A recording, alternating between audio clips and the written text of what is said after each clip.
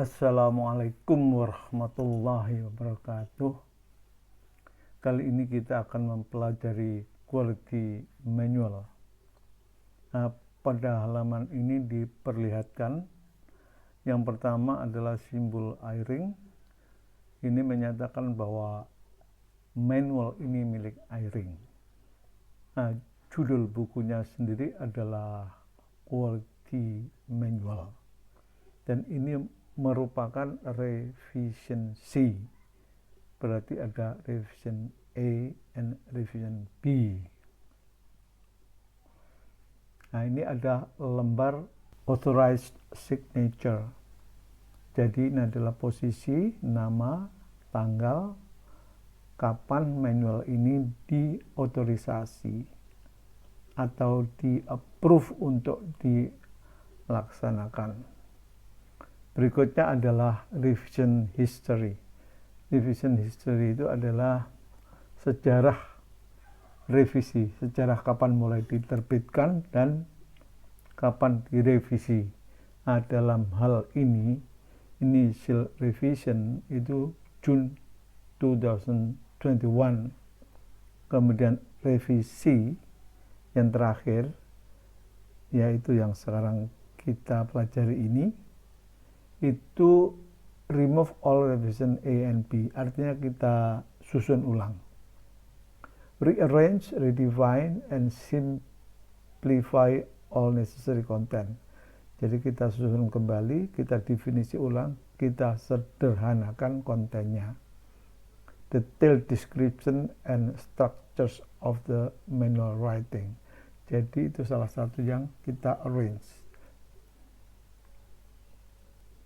Terus kemudian ini adalah list of effective pages.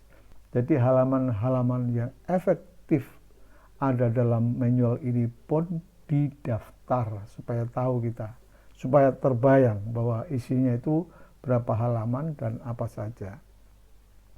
Di sini ada section, ada page number, terus revisionnya kapan, date of revisionnya seperti apa.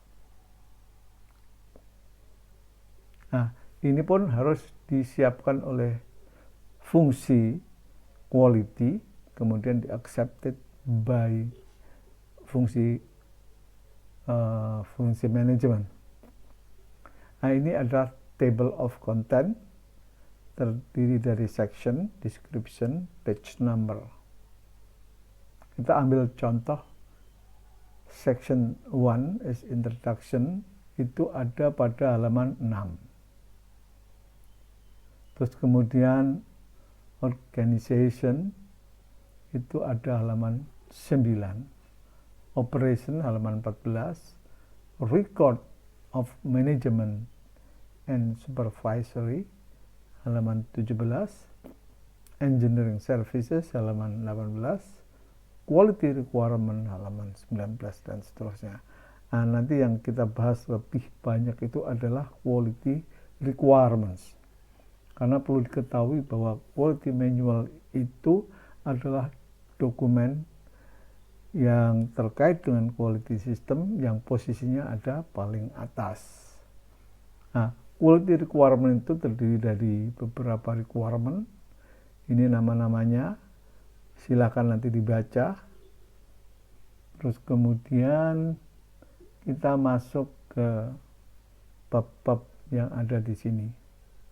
Nanti kalau misalnya kurang jelas, itu boleh ditranslate menggunakan Google Translate, nggak masalah.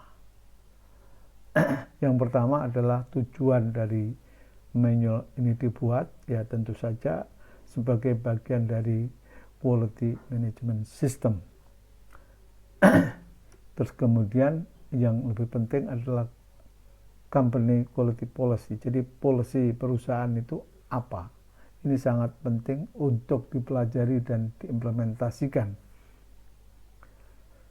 Ini silakan baca aja dulu. Nanti kalau misalnya kurang jelas, boleh ditanyakan langsung lewat WA. Oke. Ini juga sangat penting. PT Eyring develops quality policy to ensure that the company can achieve its vision and accomplish the mission as stated below. Jadi ini sangat penting, harus dihafal visi misinya.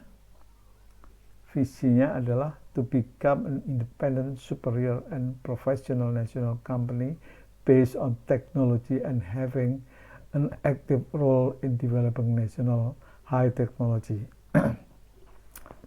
Jadi visinya begitu, kita harus besar, kita harus go nasional, kalau perlu go internasional, harus profesional, dan basis kita adalah teknologi. Oke. Missionnya providing technology based aviation service and product. Jadi aviation adalah visi kita dalam hal memberikan kontribusi terhadap teknologi yang diperlukan. Actively involved in national technology program. Jadi AIRING harus aktif terlibat di dalam pengembangan teknologi nasional. Providing engineering activity services, kita harus mampu memberikan services ke-engineeringan atau rekayasa. Yang 4, providing opportunities for the employees to develop their competencies in the conducive environment. Jadi dalam environment yang kondusif, kita juga harus memberikan suatu ruang seluas-luasnya agar supaya karyawan itu berkembang. Nah, ini list of distribution, artinya manual ini didistribusikan kemana saja. Di sini didistribusikan ke Head of Quality and HSE Division, ke Director, dan juga ke Head of Operation. Kemudian Document and Revision Control, ini silakan dipelajari. Applicable document juga silakan dipelajari. Definition, ada beberapa definisi yang akan digunakan di dalam quality manual ini harus juga dipelajari. Organization chart, tentunya organization chart harus merupakan bagian yang harus dipahami. Siapa menjadi atasan siapa atau siapa menjadi bawahan siapa. Nah, ini adalah fungsi-fungsi utama saja yang dimasukkan di dalam quality manual. Jadi nggak sangat detail, tetapi fungsi-fungsi utama.